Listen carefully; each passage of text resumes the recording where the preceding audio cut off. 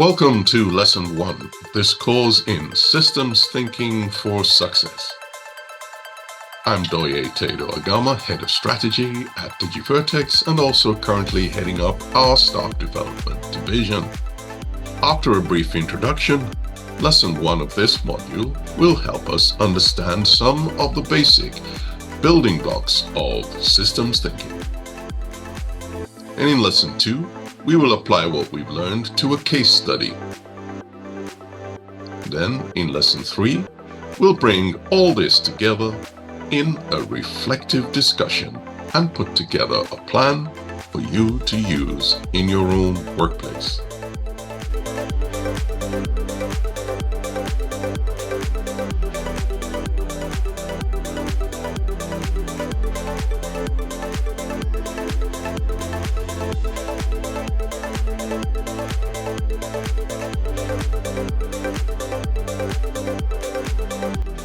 Let's get started. What is systems thinking?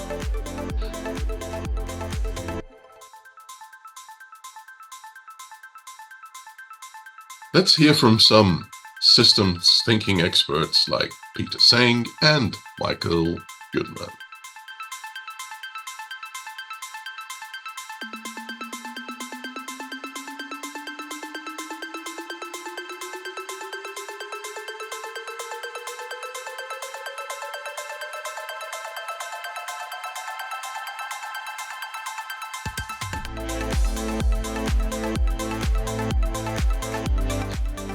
Next, we'll look at 6 key elements of systems thinking.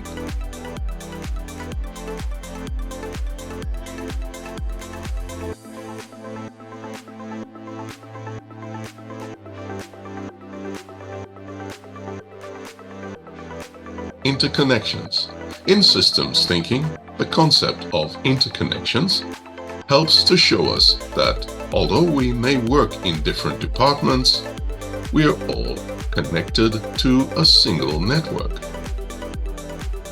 Modern computer systems like Office 365 from Microsoft with apps like Teams and SharePoint are making this kind of thinking and working easier. Emergence. In systems thinking, emergence is often informal and happens as we allow and encourage links across the organization. Working for a very large client, I usually went to their staff canteen for lunch, and I noticed there was a group of their staff who met every day to share ideas over their lunch.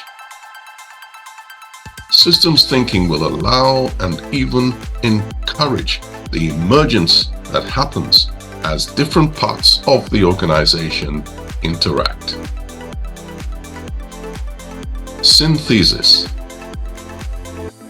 In systems thinking, synthesis is often more formal than emergence, which we've just discussed. Synthesis is where leaders deliberately plan and pull together different resources to create value for stakeholders.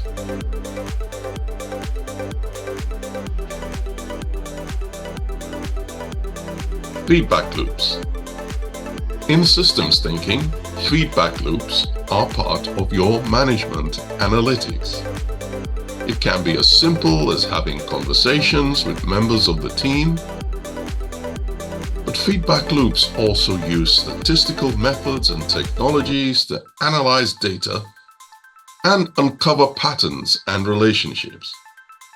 So you can use apps like Power BI, which can bring you data insights from multiple sources straight into your dashboard. But remember, feedback loops are only as good as the data that they work with.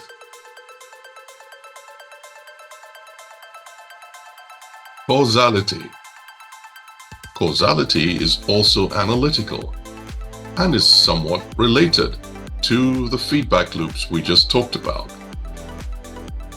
In systems thinking, causality challenges our assumptions as to the real roots of problems and even the successes in the teams that we lead, we need to ask ourselves what the real causes are. I remember when I was doing the MBA degree, we used to say something like this: find out what's driving processes and outcomes in the business, but then dig deeper and find out what is driving the drivers. Always go one step deeper until you can go no further. For causality, you could use things like causal loop diagrams or other modeling or mapping styles to track the real relationships between cause and effect. Systems mapping. Systems mapping brings all of these together, gives you visual representations of organizational relationships to help you improve stakeholder value.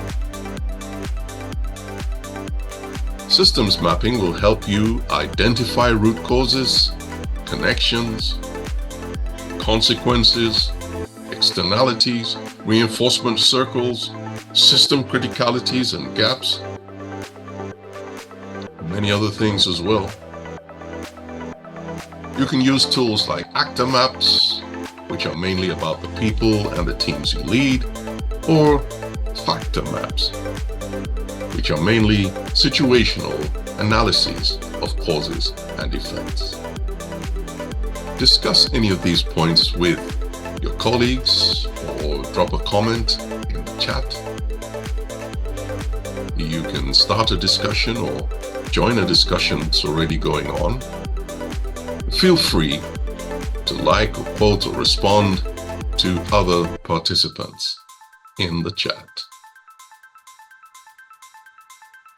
Think about what we've discussed.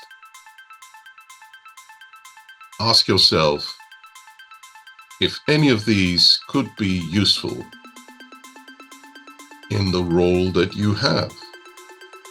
Think about interconnections in your organization. Think about synthesis. Think about the feedback loops that you have that you're using. Think about causality. What are the real roots of the effects or outcomes that you see in the business? And think about the ways that you could map your organization, your processes, your systems better. Make some notes of your initial thoughts. Start a plan.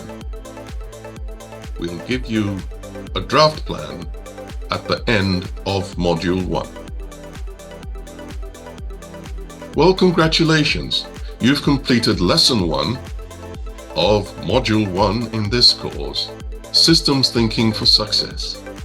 It's been brought to you by digivertex Limited, your guide to digital journeys.